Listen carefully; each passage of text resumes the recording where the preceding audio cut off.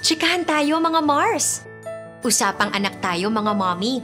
Nakakataba ng puso pag masigla ang ating mga anak. Naglalaro, nagtatawanan, malusog.